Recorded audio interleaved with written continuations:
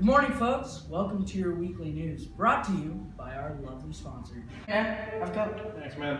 You have a bottle opener, by the way? Thanks. Coke. Why drink anything else? Welcome back, America. The Korean War. Nobody really cares about it unless they were directly affected. However, it is important to know how the Korean War and the Cold War in general started. The Cold War didn't even start with the Korean War. The tension between the US and Russia started with World War II once the US developed the first atomic bomb. Russia was angered that it was so private. The US did not trust Stalin with that kind of technology since he was still a communist leader. Therefore, tension rose through World War II and on. So what happened after World War II? On August 21st, 1949, Russia developed its first atomic bomb. Russia was now a serious threat to the US. Soon after, many Americans built bomb shelters. Shortly after, China would become a part of the communist powers.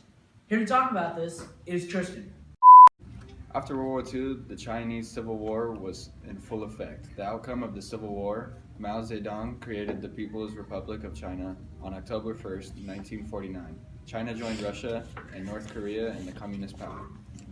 The U.S. troops in Japan shortly after World War II. Therefore, when North Korea crossed the 38th parallel, U.S. troops came to the South Korea aid. The U.S. almost pushed North Korea out of the territory. UN forces rapidly approached the Yalu River, the border with China, but in October 1950, mass Chinese forces crossed the Yalu and entered the war. The surprise Chinese intervention triggered a retreat of UN forces which continued until mid-1951. The U.S. got the hell out of there and suffered great losses. After this, General Douglas MacArthur ordered that bombs be used on China. When President Truman ordered against it, MacArthur shamed Truman on multiple accounts through newspaper and even on TV. Truman fired MacArthur on April 11, 1951. The war would end where it started, at the 38. Thanks, guys. So what happened after the war?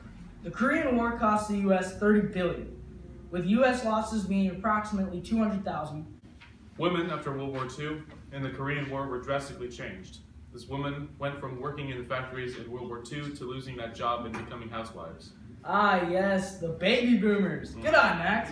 Yes, folks, women out there today are just housewives. They take care of 5 to 7 kids, and that's all you do.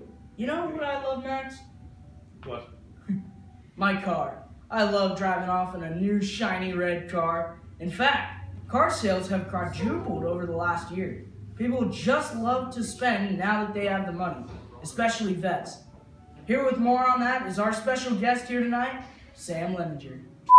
Within 3 years after the war ended, 2.5 million new homes were built across the country. The boom would continue for years, but it was the first 3 years that had the biggest impact.